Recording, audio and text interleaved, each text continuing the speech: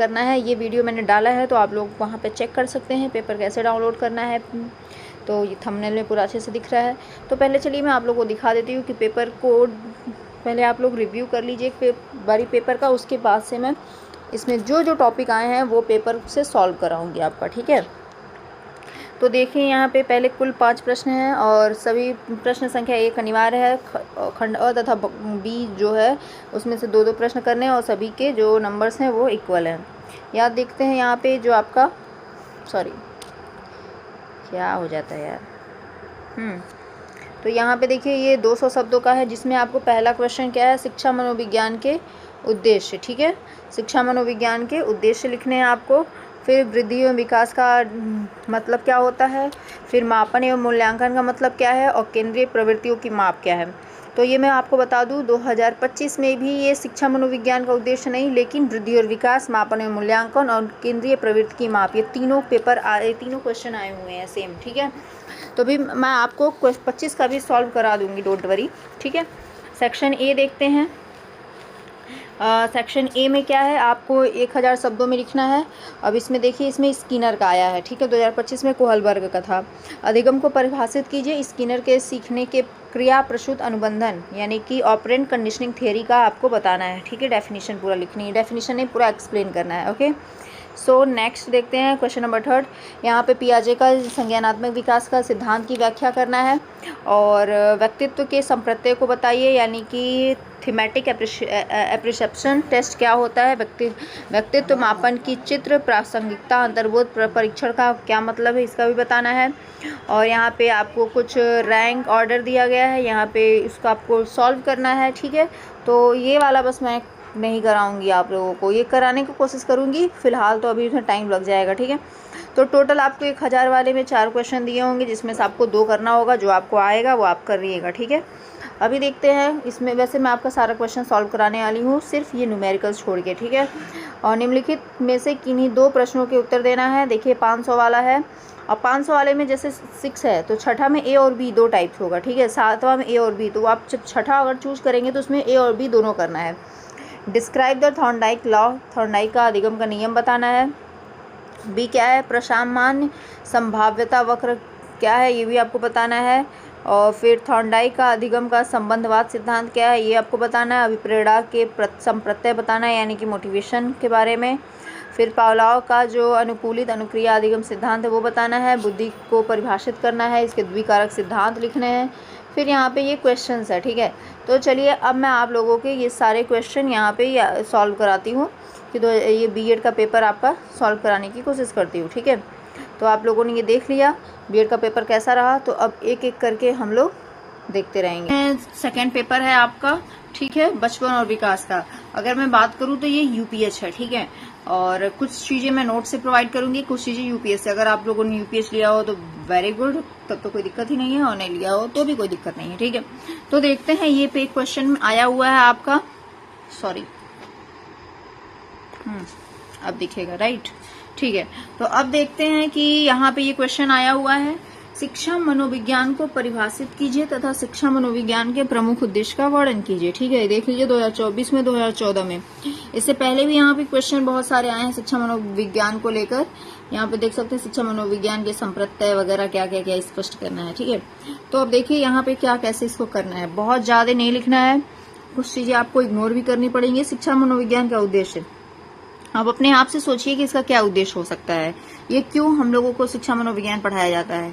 इसीलिए ना कि हम जो शिक्षार्थी हैं, जो विद्यार्थी हैं, जो बच्चे हैं, उनके मानसिक चीजों को समझ पाएं, तभी तो हम सारी ये बाल विकास की चीजें पढ़ रहे हैं। तो सीधी सी बात है, शिक्षा मनोविज्ञान के लगभग वही उद्देश्य हैं जो शिक्षा के हैं। फिर भी लेखकों ने ये देखो अब क्या पे है, गैरिसन तथा अन्य के अनुसार शिक्षा मनोविज्ञान का उद्देश्य व्यवहार का ज्ञान, भविष्यवाणी और नियंत्रण, ठीक है। शिक्षा मनोविज्ञान का क्या उद्देश्य है कि व्यवहार का ज्ञान, यानी कि जो आप लोग बच्चे बिहेवियर करते हैं उनका ज्ञान हमको होना चाहिए कि किस स्टेज पे वो कैसा बिहेवियर करेंगे। मतलब कि हमको बहुत ज्यादा, जैसे आप लोग रिएक्ट कर लेते हो ना कि बच्चा ये कर रहा है तो वो बहुत बदमाशी कर रहा है, इस टाइप से लोग सोचते हैं, और बदमाशी कर रहा है इसको पनिशमेंट देना चाहिए, एक्सेट्रा एक्सेट्रा। तो वो ऐसी चीजें नहीं है। तो आपको अगर शिक्षा मनोविज्ञान पढ़े रहेंगे तो जिससे आपको पता रहेगा कि ये स्टेज है, इसमें ये चीजें होंगी, यानी कि उसको आपके बिहेवियर का पता है ऑलरेडी। तो जब वो वैसी ही चीजें एक्टिविटी करेगा बच्चा, तो आपको उस टाइम पे गुस्सा नहीं आएगा, बल्कि आप उस सिचुएशन को समझ के उसको हैंडल करने का कोशिश करेंगे, राइट। तो अब देखते हैं कुप्पूस्वामी के अनुसार। अब देखिए पेपर में आप लोगों को ये पढ़ लीजिए, लेकिन बहुत जो रेगुलर बच्चे होंगे, जिन्होंने रेगुलर क्लास वगैरह किया होगा, उन्हीं को ये सारे हेडिंग से याद होगा। अदरवाइज जो क्लास नहीं गए हैं उनके लिए तो मुश्किल है ये याद होना, ठीक है। तो उनके लिए क्या करना है कि आप इसके मीनिंग को, डेफिनेशन को समझ लीजिए कि क्या कहना चाह रहा है, फिर उसके अकॉर्डिंग आपको लिखना पड़ेगा वहां पे। और कोशिश करिएगा कि अगर आपको नहीं याद आ रहा है तो किसी का नाम मेंशन मत करिएगा, क्योंकि गलत हो जाएगा फिर तब।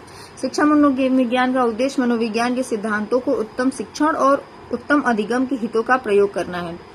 शिक्षा मनोविज्ञान का उद्देश्य शिक्षक को उन समस्याओं का समाधान करने में सहायता देना है जिनका संबंध प्रेरणा, मूल्यांकन, कक्षा प्रबंधन, शिक्षण विधियों और ये सब चीजों से, मतलब कि छात्रों की व्यक्तिगत विभिन्नताओं एवं मानसिक स्वास्थ्य और चरित्र के निर्माण में होता है।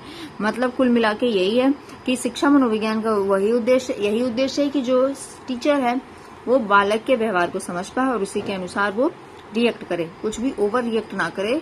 अगर वो जानता रहेगा कि ये सब चीजें ऐसी होती हैं तो वो मूल्यांकन में उन चीजों को यूज कर पाएगा, जो क्लास का मैनेजमेंट है उसमें कर पाएगा, जो वो टीचिंग मेथड यूज करेगा उसमें कर पाएगा, और जो छात्रों का पर्सनल इंडिविजुअल जो उसका व्यक्तिगत सब कुछ है उसको समझ पाएगा, विभिन्नता को, ठीक है।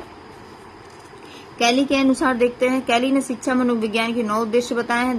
देखिए पहला, बालक के स्वभाव का ज्ञान प्रदान करना, कि आप उसके स्वभाव को जानिए, उसके ज्ञान आपको होगा अगर कि ये ऐसा व्यवहार करता है तो ठीक है, उस हिसाब से आप रिएक्ट करेंगे। बुद्धि और विकास का ज्ञान प्रदान करना, बालक को अपने वातावरण में सामंजस्य स्थापित करने में सहायता देना, ठीक है।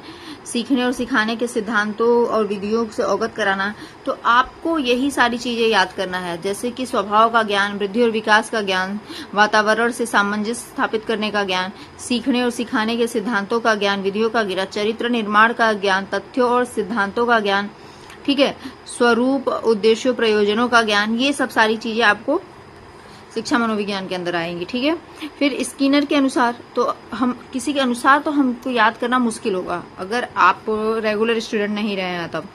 तो इन्होंने देखिए सामान्य उद्देश्य दिए हैं और विशिष्ट उद्देश्य दिए हैं। सामान्य उद्देश्य में क्या है? सिद्धांतों की खोज तथा तथ्यों का संग्रह, बालक के व्यक्तित्व का विकास, शिक्षण कार्य में सहायता प्रदान करना, शिक्षण विधि में सुधार, शिक्षा के उद्देश्यों एवं लक्ष्यों की पूर्ति। अब विशिष्ट उद्देश्य में क्या है? बालकों में बुद्धि, ज्ञान, व्यवहार में उन्नत किए जाने वाले विश्वास को दृढ़ बनाना, बालकों के प्रति निष्पक्ष और सहानुभूत दृष्टिकोण का विकास करने में सहायता देना, ठीक है। फिर बालकों में वांछनीय व्यवहार के अनुरूप शिक्षा के स्तरों और उद्देश्यों को निश्चित करने में सहायता देना, सामाजिक संबंधों को स्वरूप और महत्व को अधिक अच्छी प्रकार से समझने में सहायता देना। तो ये आपका विशिष्ट हो गया। तो आप इतना लिख सकते हैं कि स्किनर के अनुसार दो हैं, सामान्य और विशिष्ट। सामान्य में मतलब वही कि जो बालक का व्यक्तिगत विकास है, किसी कार्य शिक्षण कार्य में सहायता प्रदान करना, शिक्षण विधि में सुधार, ये सब आपका क्या है? सामान्य उद्देश्य है, ठीक है। अब आ गया, देख लीजिए यहाँ पे ये शिक्षा मनोविज्ञान के क्षेत्र हैं। तो इसके क्षेत्र बहुत सारे हैं, ये आपका 2006, 18 और ये सब में पूछा गया है। अब आते हैं कि 2024 में वृद्धि और विकास के बारे में पूछा है। तो चलिए वृद्धि और विकास को हम कुछ नोट्स से समझेंगे। वो तो इसमें मतलब कि दिखाई देता है, बच्चा बड़ा हो रहा है तो दिखेगा आपको, लेकिन डेवलपमेंट उसके अंदर मानसिक में कुछ चेंजेस हो रहा है तो आपको दिखेगा नहीं, आपको महसूस करना होता है, ठीक है। मात्रात्मक मतलब कि ग्रोथ को आप मात्रा के, अगर हाइट बढ़ी है तो हाइट आप मेजरमेंट लिए रखे हो तो आप वहां पे टिक लगाए हो, फिर उसके बाद से दीवार पे टिक लगाया है तो फिर आप 1 साल बाद फिर मेजर करोगे, तो आप एक तरीके से उसको मात्रात्मक है उसको मेजर कर पा रहे हो। लेकिन जो डेवलपमेंट होता है वो दोनों होता है, गुणात्मक भी और मात्रात्मक भी। इसकी दिशा निश्चित नहीं है, ठीक है, लेकिन इसकी दिशा निश्चित है डेवलपमेंट का। कैसे कि बालक का जो विकास होगा वो धीरे धीरे हर स्टेप को फॉलो करेगा। इसमें कुछ ऐसा नहीं है फॉलो कर भी सकता है, नहीं कर सकता है। ये एनवायरमेंट पे ज्यादा, डेवलपमेंट भी हेरिडिटी और एनवायरमेंट पे डिपेंड करता है, तो इस वजह से ये निश्चित नहीं भी हो सकता है। कुछ समय बाद ये समाप्त हो जाता है, रुक जाता है। एक एज होता है, उस एज के बाद आपका डेवलपमेंट जो होता है, ग्रोथ होता है, वहां पे रुक जाता है। लेकिन जो डेवलपमेंट होता है हमेशा आजीवन चलता रहता है। जैसे कोई बालक है, वो बचपना में अपना सीखा, फिर एडल्टहुड में सीखेगा, फिर उसके बाद से ओल्ड ले जाएगा, तो वो हमेशा सीखता रहता है, उसका कुछ ना कुछ डेवलपमेंट होता ही रहता है। ग्रोथ जो होता है वो सिर्फ शारीरिक होता है, फिजिकली होता है, और ये जो फिजिकल ही नहीं है, ये बहुत ही व्यापक होता है। इसमें मेंटली हो जाता है, फिजिकली भी हो जाता है, इमोशनली भी हो जाता है, सोशल भी तरीके से देख सकते हैं। मतलब इसमें सब क्राइटेरिया आती है। डेवलपमेंट है मतलब कि ग्रोथ है एक संकुचित है, और डेवलपमेंट क्या है, एक व्यापक है। ठीक है, मनोवैज्ञानिक फ्रैंक ने वृद्धि को सिर्फ शारीरिक ही माना है। ठीक है, अब देख लेते हैं विकास के सिद्धांत कुछ हैं। निरंतरता का सिद्धांत, यही कि हमेशा ये जो है विकास हमेशा होता रहता है, कभी रुकता नहीं है। असमान गति का सिद्धांत, विकास की गति एक जैसे नहीं रहती, सिर्फ शैशवावस्था में मस्तिष्क का 90% हो जाता है, उसके बाद से विकसित हो जाता है, हो जाना उसका सबसे बेहतर उदाहरण है। मतलब कि जो इसकी गति जो है असमान है, कभी तेज होगी, कभी धीमी होगी। किसी अवस्था में, जैसे कि बोला गया है कि शैशवावस्था में जो आपका मस्तिष्क होता है उसमें 90% तक विकास हो जाता है। अब बताइए 90% तक शैशवावस्था में हो गया, तो बाकी की अवस्थाओं में कितना होगा, बस 10% ना। यानी कि एक बारी इतना फास्ट और एक बारी बहुत कम। तो यहाँ पे आप देख सकते हैं कि असमान गति का सिद्धांत है।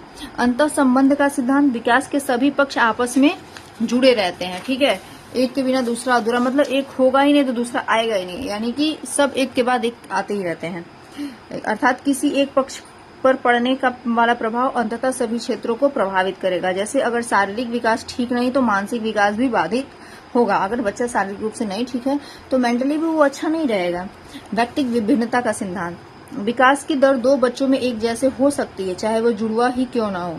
इसे व्यक्तिगत विभिन्नता का सिद्धांत एक जैसे नहीं हो सकती, वही तो मैं सोच रही हूँ। विकास की दर दो बच्चों में एक जैसे नहीं हो सकती। ठीक है, मतलब उनमें कुछ ना कुछ पर्सनली उनमें डिफरेंट कुछ ना कुछ तो रहेगा ही। ठीक है, अब यहाँ पे ये हो गया आपका समीप से दूर, केंद्र से बाहर की ओर का विकास। अब देखिए, विकास के दौरान पहले नजदीकी एवं केंद्रीय अंगों का विकास होगा और बाद में दूर के बाहरी अंगों का। जैसे कि जब बच्चा होता है पैदा, तो उसके बाद से वो सबसे पहले अपने सर पे कमांड उसका बनता है। ठीक है, फिर उसके बाद से कंधों का, फिर उसके बाद से वो अपने हाथों पैरों पर, मतलब हाथों पर पैरों पर अपना कमांड पाना। देखो बच्चा लास्ट अवस्था में चलता है, लेकिन उसका सर पहले इधर उधर डोलता है, कुछ टाइम बाद वो सर पर अपना कंट्रोल कर पाता है। ठीक है, तो यानी कि किस तरीके से इसका विकास हो रहा है। फिर ठीक है, वर्तुलाकार या चक्राकार विकास का सिद्धांत, प्रत्येक विकास का उद्देश्य चरम पर जाना होता है, उसके बाद विकास का अपने आप ढलान हो जाता है। एकीकरण का सिद्धांत, दिख रहा है ना। इसे अपरिष्कृत से सूक्ष्म की ओर सिद्धांत भी कहा जाता है। शुरुआत में मानव शिशु किसी कार्य को करने के लिए संपूर्ण शरीर का प्रयोग करता है। जैसे बच्चा है, अब वो खाना खाना है तो उसको खाना खाने का मतलब नहीं है कि बस वो कुछ उंगलियों का और हथेलियों का यूज करेगा। वो उसमें एक तरीके से पूरा शरीर झोंक देगा, वो पूरे हाथ में मुट्ठी पे ऐसे लेके खाएगा, पूरे शरीर पे मुंह पे ऐसे लगाएगा। ठीक है, क्योंकि अभी उसका पूरा कंट्रोल उसके बॉडी पे नहीं हुआ है। ठीक है, लेकिन बाद में सिर्फ किसी एक अंग की सहायता से वो किसी कार्य को कर सकता है। अब देखते हैं नमूना, पैटर्न, प्रारूप, समान प्रतिमान का सिद्धांत देख लेते हैं। विकास का प्रारूप दुनिया में सभी बच्चों में एक जैसा है, अर्थात सभी के विकास का मॉडल समान है। ठीक है, अब जैसे कि विकास का मॉडल समान है कि मतलब क्या, अब ऐसा थोड़ी ना कि हमें इंडिया के बच्चों का 6 महीने में दांत आते होंगे तो अमेरिका के बच्चों का 12 महीने में आएगा, ऐसा नहीं। पैटर्न जो है वो सेम है, बस एनवायरमेंट का उस पर इफेक्ट पड़ता है। ठीक है, जो चीजें हैं वो पैटर्न हर जगह का सेम है कि, लेकिन हाँ वहाँ के एनवायरमेंट के अकॉर्डिंग कुछ चेंजेस हो जाएगा, यहाँ के एनवायरमेंट के अकॉर्डिंग चेंजेस हो जाएगा। निश्चित क्रम का सिद्धांत, विकास का क्रम पहले से निश्चित है, अर्थात शैशवावस्था के बाद बाल्यावस्था। मतलब कि ये जो पैटर्न सेट है कि पहले आपका इन्फेंसी स्टेज आएगा, फिर उसके बाद से चाइल्डहुड आएगा, फिर एडोलसेंस आएगा, फिर एडल्ट आएगा, फिर ओल्ड एज आएगा, तो ये इसी अवस्था में हो जाएगा। ऐसा नहीं है कि पहले ओल्ड एज आ जाएगा फिर एडोलसेंस आएगा, ऐसा कुछ नहीं होता। अविलोम्यता देखते हैं, द प्रिंसिपल ऑफ इरिवर्सिबिलिटी, विकास विपरीत दिशा या विपरीत क्रम में नहीं हो सकता, अर्थात वृद्धावस्था के बाद वापस शैशवावस्था में नहीं जा सकता। अब ऐसा नहीं है कि अगर आप बुढ़े हो गए तो आप फिर से शैशवावस्था में चले जाओ, आप एडोलसेंस में चले जाओ, उल्टा नहीं होता है। जो चल रहा है जिस क्रम में चलता रहेगा और उसके बाद से उसमें पीछे जाने की व्यवस्था नहीं होती है। भविष्यवाणी का सिद्धांत पूर्व कथनीयता का सिद्धांत, क्योंकि विकास का प्रारूप सभी बच्चों में समान तथा विकास का क्रम निश्चित होता है और विकास की दिशा भी विपरीत नहीं होती, इसलिए विकास का भविष्यवाणी की जा सकती है। मतलब कि कुछ बच्चों को पैटर्न को आपने देखा तो आप कह सकते हैं कि इस बच्चे का भी ऐसे ही होगा, इसका 6 महीने दांत निकलेगा तो इसका भी 6 से 7 महीने में निकाल सकता है, ये 12 महीने पे चलना सीखा तो ये भी 12 महीने में चलना सीख सकता है। मतलब कि आप एक तरीके से प्रेडिक्शन विकास में किया जा सकता है। ठीक है, अपने मूल्यांकन से आप क्या समझते हैं और इसमें आपका महत्व आपको बताना है। 24 में कैसे पूछा था, मापन एवं मूल्यांकन पर संप्रत्यय पर टिप्पणी कीजिए। तो देखिए, मापन मतलब क्या समझ में आता है। मापन मतलब कि मापना, मेजर करना, किसी चीज को तौलना। ठीक है, मूल्यांकन से क्या समझ में आता है। मूल्यांकन तौला जाता है नहीं, मापा जाता है नहीं।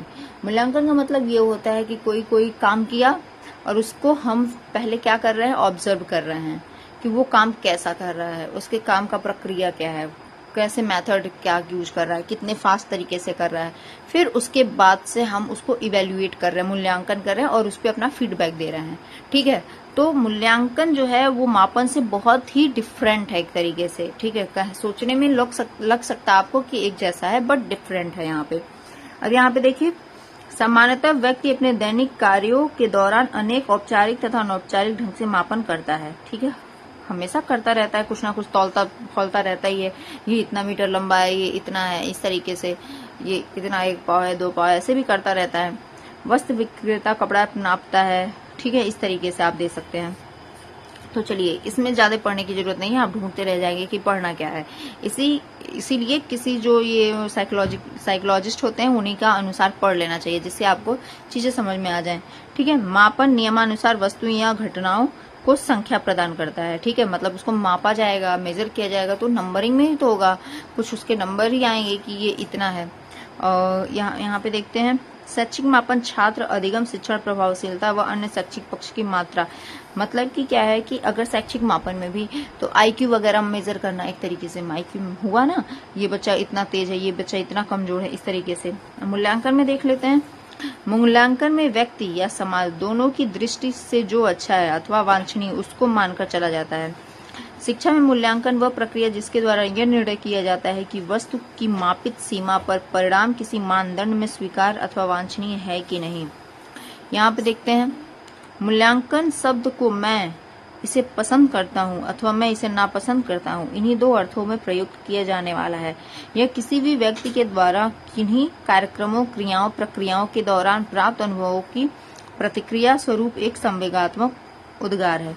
मूल्यांकन का अर्थ है किसी वस्तु या प्रक्रिया का मूल्य निश्चित करना। इस प्रकार शैक्षिक मूल्यांकन से तात्पर्य है शिक्षण प्रक्रिया या सीखने की क्रियाओं से उत्पन्न अनुभवों की उपयोगिता के बारे में निर्णय देना। फिर कोठारी आयोग क्या कहता है, मूल्यांकन एक क्रमिक प्रक्रिया है, क्रम से जो होती है, जो कि संपूर्ण शिक्षा प्रणाली का एक अंग है, जो शिक्षा के उद्देश्यों से घनिष्ठ रूप में संबंधित है। आप समझ सकते हैं कि एक टीचर होता है तो वो असेसमेंट करता है कि नहीं, वो इवेल्युएशन करता है कि नहीं अपने बच्चे का, कि वो बच्चा जो कर रहा है, जितने भी चीजें चैप्टर उड़ाई गई हैं उनका, फिर उसके बाद से इवेल्युएशन करता है कि क्या इसने सीखा, क्या नहीं सीखा। इस तरीके से उसका वो सारा इवेल्युएशन वहां पे करता है। ठीक है, अब यहाँ पे देखिए, शिक्षा के क्षेत्र में मापन और मूल्यांकन दोनों का ही महत्व और उपयोगिता है। मापन के बिना मूल्यांकन संभव नहीं। ठीक है, तो एक दूसरे के पूरक है, इतना ध्यान रखिएगा। ठीक है, बालक के संबंध में आवश्यक सूचनाएं किससे आपको मिलती हैं, मापन एवं मूल्यांकन के थ्रू ही। ठीक है, मापन और मूल्यांकन के द्वारा ही बालक के संबंध में आवश्यक सूचनाएं प्राप्त होती हैं। ठीक है, अगर आपको वो उन आवश्यक सूचनाओं को प्राप्त नहीं कर पाएंगे तो आप समझ लीजिए कि आप शिक्षा अच्छी तरीके से नहीं दे पाएंगे।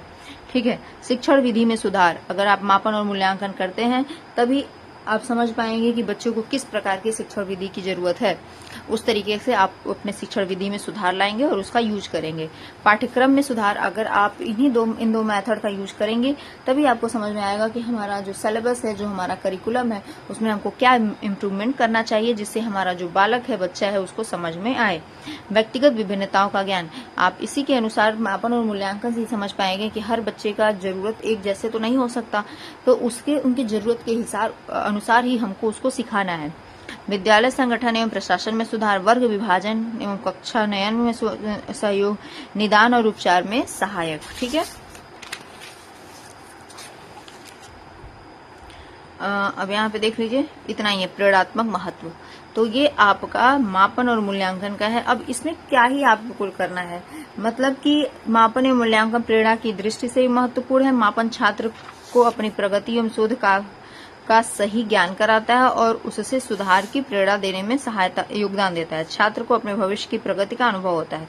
तो अब देखिए, इसको इतना पढ़ने की जरूरत नहीं है। व्यक्तिगत विभिन्नताओं का ज्ञान, पाठ्यचर्या में सुधार, शिक्षण विधि, बस हेडिंग पढ़ लीजिए। हेडिंग से ही काम चलने वाला है। वहां पे जाके आप इतना ठूस तो पाएंगे नहीं। अगर आप इसको याद करके जाएंगे तो हेडिंग आपको ध्यान में रहे, बाकी आप उतना ठूस ठूस के लिख लीजिएगा, ठीक है। अब यहाँ पे देखिए, केंद्रीय प्रवृत्ति में के माप को से क्या समझते हैं और इसके मध्यमान, मध्यांक और बहुलांक के बारे में बताना है। तो ये 2024 में कैसे आया है, केंद्रीय प्रवृत्ति की माप कौन कौन से हैं, उदाहरण सहित आपको बताना है। तो केंद्रीय प्रवृत्ति होती क्या है, ये तो आप जानते हैं कि नहीं। पहली बात, स्टैटिक्स में आपके मीन, मीडियन, मोड, ये 3 होते हैं, जिसके अनुसार हम बच्चे के आंकड़ों का मतलब अनुभव लेते हैं, उसको हम सॉल्व करते हैं एक तरीके से उनकी परेशानियों को, ठीक है। तो अब देख लीजिए पहले क्या है। केंद्रीय प्रवृत्ति का अर्थ स्पष्ट करते हुए टेट ने लिखा है, प्राप्तांकों के समूह में एक ऐसा प्राप्तांक होता है जिसके आसपास अन्य प्राप्तांक को केंद्रीय प्रवृत्ति कहते हैं। मतलब कि ऐसा प्राप्तांक होगा जिसके आसपास के जो प्राप्तांक हैं। अब यहाँ पे देखिए, एक समूह में 8 छात्रों की अंग्रेजी प्राप्तांक ऐसे ऐसे हैं। इन प्राप्तांकों में एक ऐसा प्राप्तांक है जिसके आसपास प्राप्तांक केंद्रित या स्थित है, ठीक है। अब इसमें देखिए 31 है, 35 है, 33 है, 36, 37, 32, 38, ठीक है। अतः उन प्राप्तांकों केंद्रीय प्रवृत्ति का मापक है। जो भी इसमें ऐसा है जो सेंटर में है, ठीक है, सेंटर केंद्र में है, जिसको लेके एक अनुसार बताया जा सकता है कि इसके अनुसार सभी हैं, ठीक है। तो वो क्या होगा, केंद्रीय, यानी कि केंद्रीय प्रवृत्ति होगा। यह बताता है कि छात्रों की अंग्रेजी में योग्यता में उन प्राप्तांकों के आसपास है। देखिए यहाँ पे कह सकते हैं, केंद्रीय प्रवृत्ति और केंद्रीय ज्ञान को ज्ञात करने के लिए सामान्य 3 मापकों का प्रयोग किया जाता है। अंकगणितीय, मध्यमान, समांतर, फिर एक माध्य होता है, मध्यांक और बहुलांक, ठीक है। तो इस समांतर माध्य, दूसरा मध्यांक, तीसरा बहुलांक। मध्यमान जो होता है इसको औसत बोलते हैं, एवरेज, कि अगर आपके क्लास में कोई 40 नंबर पा रहा है, कोई 50 नंबर पा रहा है, कोई 10 नंबर पा रहा है, कोई 20 नंबर पा रहा है, और इस तरीके से कोई आया टीचर वगैरह आपसे पूछा कि यह कितना नंबर जा रहा है, तो आप सभी बच्चों का नंबर्स तो नहीं बताने जाएंगे, आप कुछ एवरेज बताएंगे, ठीक है। तो वो एवरेज जो वैल्यू होती है वो क्या होता है, मध्यमान होता है, ठीक है। क्या होता है, मध्यमान होता है। अब इसको समांतर माध्य बोलते हैं, ठीक है। मध्यांक, नाम से ही मीडियन मतलब कि आपका बीच का पता चला, यानी कि कोई चीजें हैं, कोई 8 समूह है या कोई 5 समूह है, तो उस 5 समूह को 2.5 में बांट देना। टोटल मतलब जो भी चीजें हैं उसको 2 इक्वल पार्ट्स में डिवाइड करना, this is the median, okay. अगर वैल्यू सम में है तब तो आप इजिली डिवाइड कर लोगे, लेकिन अगर वैल्यू ऑड में है तो भी आप उसको 2 इक्वली डिवाइड करो, 2 पार्ट्स में इक्वली डिवाइड करो, दिस इज द मीडियन। बहुलांक तो कुछ ऐसा है कि कोई एक नंबर बहुत ज्यादा बार रिपीटेड हो, सबसे ज्यादा संख्या उसी का हो रिपीटेशन का, that is the mode, okay. अब यहाँ पे देख सकते हैं मध्यमान, देख लीजिए, मध्यमान वह प्राप्तांक है जिसके दोनों विचलन संपन्न होते हैं। मध्यमान या औसत, इसको समांतर माध्य, मध्यमान सब बोला, या औसत वह अंक है जो निरीक्षण या व्यक्तियों के मध्यमान का द्योतक है। अब ये देखो निकालते कैसे, किसी भी अंक सामग्री के समस्त अंकों के योगफल का भाग देने से जो भागफल आता है वही मध्यमान है। जैसे कि अगर मैं आपको सॉल्व करके बताऊं तो यहाँ पे जैसे कि क्या है, कोई 5 है, ठीक है, कोई नंबर 10 पाया है, कोई 2 पाया है, कोई 7 पाया है, कोई 8 पाया है, कोई 9 पाया है, कोई 10 पाया है। इस तरीके से कुछ स्टूडेंट्स ने नंबर पाए हैं, 1 2 3 4 5 6 7, टोटल कितने स्टूडेंट हैं, 7। और इन सभी को ऐड कर दो, लेकिन कभी कभी हम ऐड कैसे करते हैं, उनके आपको डिसेंडिंग या असेंडिंग ऑर्डर में इसको लगा लेना है। तो चलो लगाना क्या है, जब हम अभी मीन निकाल रहे हैं, तो 5 और 10 कितना होता है, 15, ठीक है।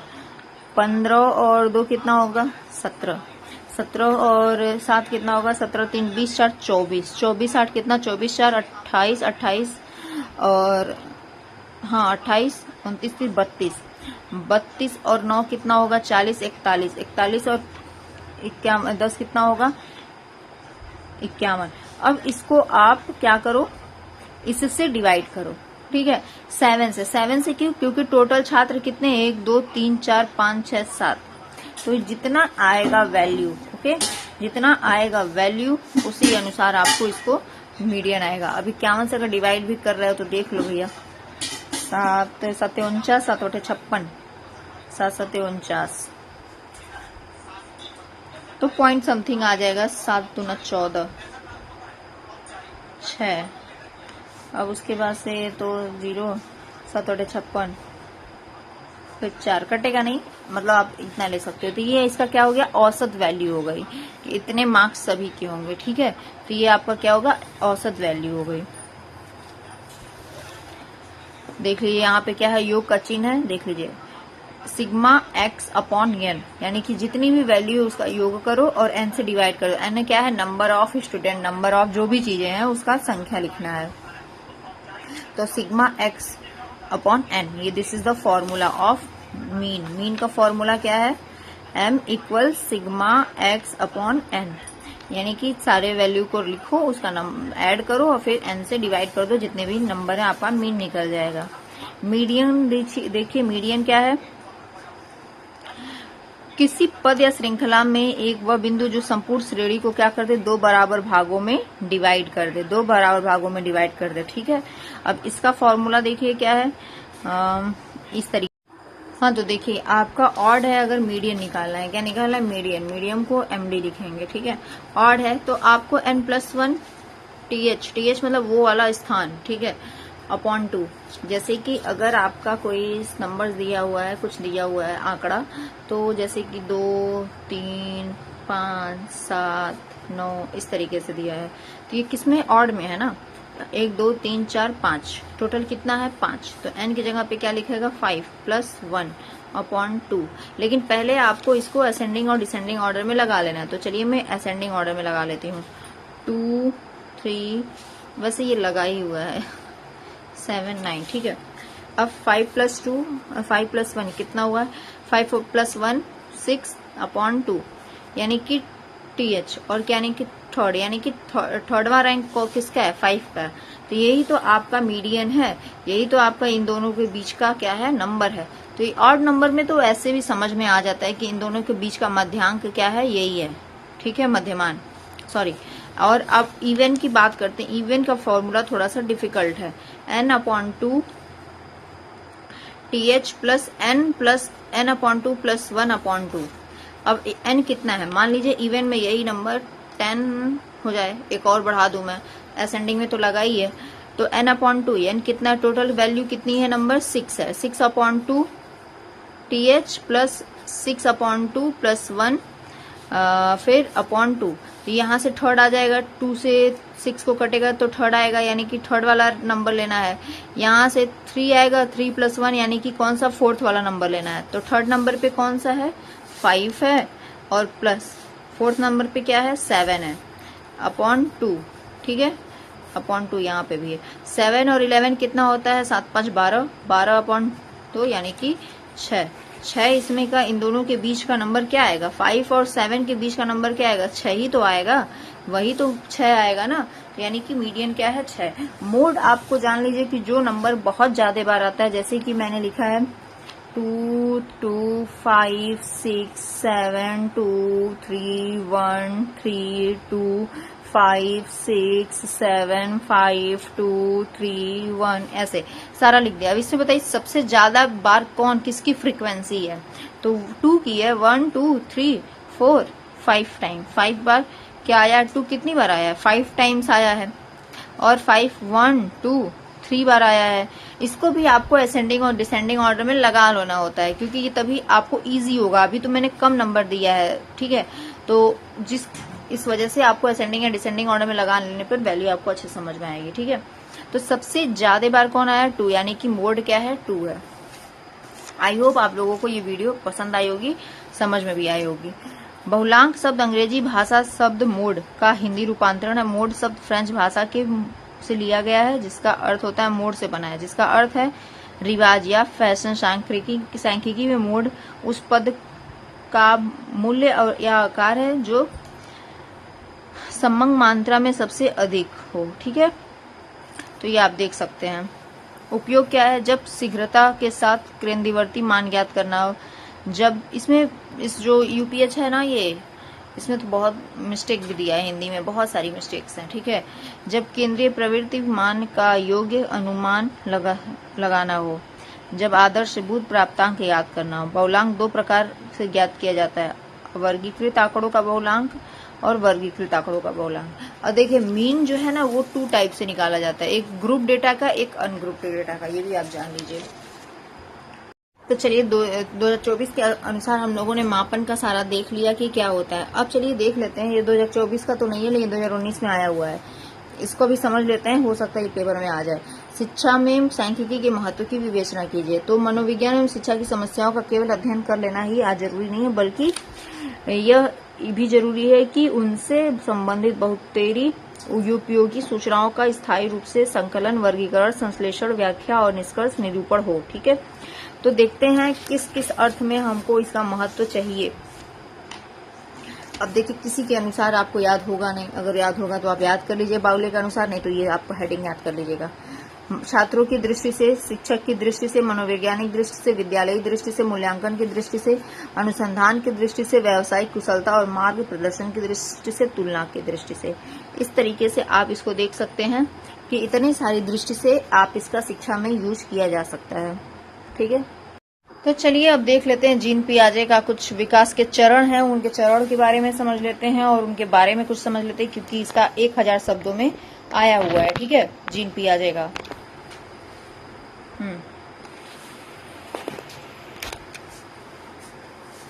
Sorry 1 minute. तो यहाँ पे आप देखिए जीन पियाजे का संज्ञानात्मक विकास क्या है। पियाजे के सभी चरण क्या हैं? गुणात्मक हैं और सभी चरण स्थिर हैं जिनका क्रम नहीं बदला जा सकता। मतलब कि वही है कि शैशवावस्था के बाद ही बाल्यावस्था, बाल्यावस्था के बाद ही किशोरावस्था, किशोरावस्था के बाद ही एडल्टहुड सारा आएगा, कोई भी क्रम बदला नहीं जा सकता। चरण एक निश्चित क्रम में आगे बढ़ते हैं तथा प्रत्येक चरण में नए गुण दिखाई पड़ते हैं। बिल्कुल सही, अगर जो बालक शैशवावस्था में है उसका अलग गुण विशेषता होगा, जब वो बाल्यावस्था में जाएगा तो कुछ अलग रिएक्शन करेगा, फिर एडोलसेंस में जाएगा तो कुछ अलग तरीके से बिहेवियर उसका होगा। ठीक है, तो अब देखते हैं संवेदीय पेशी अवस्था में क्या है। इंद्रिय, जिसको कई सारे नाम है, जो 0 से 2 वर्ष तक की उम्र की होती है। इसको इंग्लिश में सेंसरी मोटर कहते हैं, ORY है ये। ठीक है, पेशीय, संवेदीय पेशीय, इंद्रिय जनित, इंद्रिय गामक अवस्था। ये क्यों इसका इंद्रिय पे नाम रखा गया है संवेदीय पेशीय? क्योंकि ये सारी चीजें इंद्रिय आधारित होती हैं यहाँ पे। ठीक है, बच्चे का शरीर डेवलप नहीं होता है कि अपने और अंगों से वो यूज कर सके। ठीक है, तो वस्तु स्थायित्व, मूल प्रवृत्त्यात्मक व्यवहार, परावर्ती क्रिया, अनुकरण, इंद्रिय आधारित अधिगम, आकृति और अनुकरण द्वारा सीखना, मानसिक निरूपण। ये देखते हैं पूर्व संक्रियात्मक अवस्था, प्री ऑपरेशनल स्टेज। ये होता है आपका 2 से 7 वर्ष। इसमें पूर्व एक आता है और एक अंतःप्रज्ञा काल आता है। पूर्व क्या है? जो 2 से 4 साल तक चलता है। इसमें सूचकता का गुण विकसित हो जाता है तथा चिन्ह व संकेत समझने लगता है बालक। और अंतःप्रज्ञा काल जो 4 से 7 वर्ष तक चलता है, इसमें अविलोम्यता, केंद्रितता, जीववाद। याद रखिएगा बच्चा, जीववाद मतलब कि अपने आसपास की हर चीजों को वो क्या समझता है? जीववाद, जीव समझता है। ठीक है, केंद्रीयकरण, संरक्षण का अभाव, तार्किक चिंतन की कमी, दूसरे का दृष्टिकोण को न समझ पाना। देखिए अभी आप लोग टेंशन ना लीजिए, ये सभी जितने शब्द आ रहे हैं सबको एक्सप्लेन करूंगी। ठीक है, अब यहाँ पे देख लीजिए, गिनती, वर्णमाला, क्रम आदि की शुरुआती संबंध, प्रतीकात्मक खेल, भार, आयतन आदि की जानकारी अतार्किक होती है। तीसरा आता है मूर्त या ठोस संक्रियात्मक अवस्था, जिसको कॉन्क्रीट ऑपरेशनल फेज बोलते हैं, जो 7 से 11 वर्ष तक चलता है। विलोमिता, संरक्षण, केंद्रीयकरण, तार्किक चिंतन, कार्य कारण संबंध, वर्गीकरण, श्रृंखला, क्रम, परिपक्व, भार, आयतन, लंबाई आदि की समझ, गणितीय संक्रिया, इसमें प्लस माइनस सब चीजें आने लगता है बच्चों को। औपचारिक संक्रियात्मक यानी कि अमूर्त संक्रियात्मक, जो 11 से 15 वर्ष तक चलता है। तार्किक चिंतन इसमें हो जाता है। अमूर्त चिंतन मतलब यही कि बच्चा जो चीजें उसके सामने नहीं है समक्ष, अगर आप उसको बारे में बता रहे हो तो भी उसको वो समझ लेगा। ठीक ठीक है। अब अगर आप दिल्ली का आगरे का लाल किला, आगरे का ताजमहल बोल रहे हैं अगर आप, तो बच्चा समझ लेगा। लेकिन जैसे कि पहले के स्टेज में अगर है इसमें, तो बालक नहीं समझ पाता, उसको ताजमहल देखेगा तब उसको समझ में आता। ठीक है। अब सारी मतलब कि चिंतन उसका अब ज्यादा विस्तृत हो गया है। अब वो ऐसी चीजों को भी सोच सकता है जो आप उसको बता रहे हैं, बस मतलब दिखा नहीं रहे हैं। न्याय निगमन संकल्पनात्मक चिंतन। ठीक है। अब यहाँ पे देख लीजिए,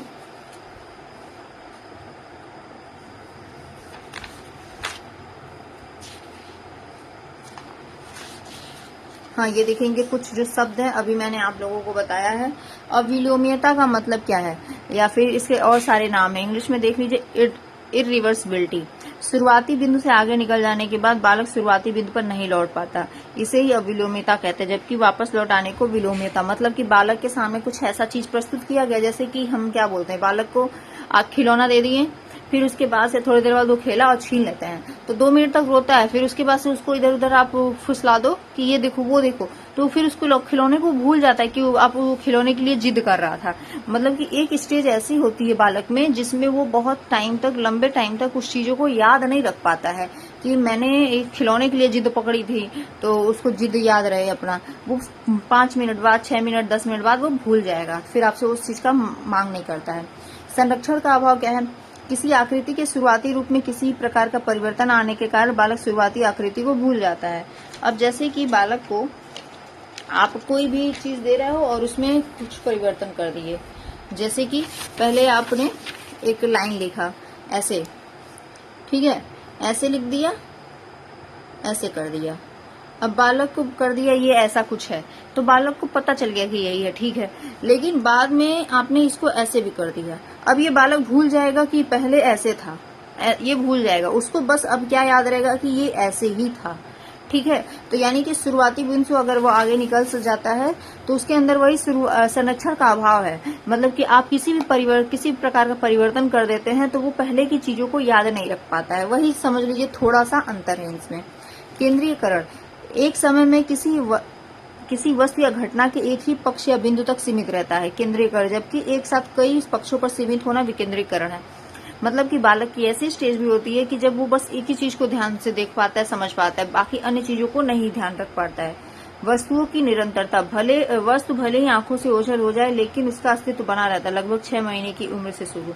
अब ये देखिए, ये पहले की सारी चीजें हैं। अब 6 महीने से क्या होगा कि वस्तुओं की निरंतरता की, मतलब कोई वस्तु आपने इसको दिखाया और वो अब भूल गया है उस वस्तु को, तो भी उसको कुछ टाइम बाद याद रहेगा ये कि हाँ मुझे ये वस्तु मिला था, और वो अपने मम्मा से पापा से ही कहेगा कि वो मुझे चाहिए, अपने रोने के अंदाज में जो भी है। तो ये किस स्टेज से आना स्टार्ट होता है, 6 महीने की। जीववाद, बालक को लगता है कि उसके आसपास की जो भी जितनी भी चीजें हैं उसको भ्रम होता है कि सभी क्या है, वस्तुएं, खिलौने क्या है, जीवित हैं, ठीक है, उसको इसलिए जीववाद का फील होता है। रिफ्लेक्शन, बालक जिस कार्य को सीख लेता है उसे ही बार बार दोहराकर खुश होता है, ठीक है। अब जैसे आप उसको झांझा कर रहे हो तो खूब झांझा करेगा, खूब खुश होगा, उसी को रिपीट करता है। अहं केंद्रता, इस टाइम में जो बालक होता है सिर्फ अपने बारे में सोचता है, उसको किसी से का परवाह नहीं होता है कि आप खाए पिए कि नहीं, उसको चाहिए तो चाहिए आप उस, ठीक है, तो इसलिए ईगोसेंट्रिसिटी बोला जाता है। मूल प्रवृत्त्यात्मक व्यवहार क्या है, बेसिक इंस्टिंक्ट बिहेवियर क्या है, जन्मजात व्यवहार जो किसी अधिगम का परिणाम नहीं, जैसे रोना, हंसना, पैर पटकना, ये सब तो पहले से ही है ना, नैसर्गिक क्रिया है, उसकी मतलब प्रदत्त है नेचर के द्वारा। स्कीम्स क्या है, योजनाएं, किसी कार्य को करने का सही क्रम, ठीक है, ये स्कीम्स होता है। स्कीमा क्या है, बच्चे के जानकारी के छोटे छोटे खंड जहां वह अपनी जानकारियां सहेज कर रखता है, मतलब कि बहुत सारी इसके पास जानकारी है लेकिन उसको वो छोटे छोटे पार्ट में डिवाइड करके अपने माइंड में रखता है। ऑर्गेनाइजेशन, बच्चे प्राप्त आंकड़ों एवं जानकारी को भेजने से पहले सुव्यवस्थित करते हैं, इसे संगठन कहते हैं। मतलब कोई जैसे बच्चा क्या क्यों कैसे नहीं कहता, ये कैसे हुआ, कैसे हुआ, तो वो अपने जानकारी को तरीके से सुव्यवस्थित कर रहा है, संगठित कर रहा है, फिर उसके बाद से अपने माइंड में भेजता है। वर्गीकरण, क्लासिफिकेशन, बालक वस्तुओं और गुणों में अंतर सामान्य देखते हुए वस्तुओं और अलग को समूहों को अलग रख लेता है इस टाइम पे। ये सारी आपको जो स्टेजेस में बताई हूँ उसके अनुसार ये सारी चीजें हैं, ठीक है। फिर आता है आपका अनुकूलन। अनुकूलन में एडॉप्टेशन में 2 टाइप से होता है, एक समावेशन, एक समायोजन। समावेशन क्या है, नई जानकारी को पुरानी जानकारी में जगह देना, जैसे कि क्या हुआ कि आपका कुछ साइंटिफिक रिसर्च चल रहा है, ठीक है, तो पहले से आपकी कोई जानकारी थी लेकिन कुछ और चीजें पता चली तो आपने उसको ऐड ऑन कर दिया उसमें। जैसे आपके नोट्स होते हैं, आपको नोट्स तो आपका सही है लेकिन आपने उसमें कुछ और भी नॉलेज आपको मिला तो उसमें ऐड कर दिया, यानी कि पहले से जो जानकारी थी उसमें कुछ और जानकारी फिल कर देना, नई जानकारी। ये क्या है? समावेशन, एसिमुलेशन। समायोजन क्या है कि आपको कोई जानकारी मिली, ठीक है, ओके, बट फिर उसके बाद से कुछ साल बाद आपको कोई और नॉलेज मिला तो इससे पता चला कि अरे वो वाला जो नॉलेज मिला था वो तो गलत था, वो उसको क्रॉस कर गया। तो यानी कि नई जानकारी के मिलने से पुरानी जानकारी का गलत होना, दिस इज समायोजन। अब ये देखते हैं साम्य धारणा क्या है। यह अवस्था वह अवस्था जब बालक की जानकारी के बीच कोई विरोधाभास नहीं, अर्थात प्रत्येक जानकारी सही स्कीमा में होने के कारण संतुलित है। मतलब उसको कोई कंफ्यूजन नहीं हो रहा है कि अरे ये कैसे वो कैसे, ठीक है, अपने जगह पे सब कुछ सेट है। प्रतीकात्मक खेल, इस प्रकार के खेल में बालक वस्तुओं, खिलौनों आदि को दूसरी वस्तुओं या खिलौनों का प्रतीक मानता है। संक्रिया, वह कार्य या क्रिया जिसे बालक सफलतापूर्वक किसी अवस्था में या तो कर लेता है या फिर करने के लिए प्रयासरत रहता है, ये संक्रिया कहलाता है, ठीक है। इस तरीके से आपका ये पियाजे का सभी चरण आपको पता ही चल गया, कौन सी स्टेज में होता है, किस तरीके से होता है। और बाकी के जो पेपर है वो हम कल सॉल्व करेंगे 2024 का, और ये यूपी टेट वालों के लिए भी बहुत सही है। तो I hope dear friends, thank you so much, this video is very helpful for you, for all of you, thank you so much. Next मिलते हैं इसी पेपर के साथ लेकिन अलग क्वेश्चन जो अभी छूटे हुए हैं।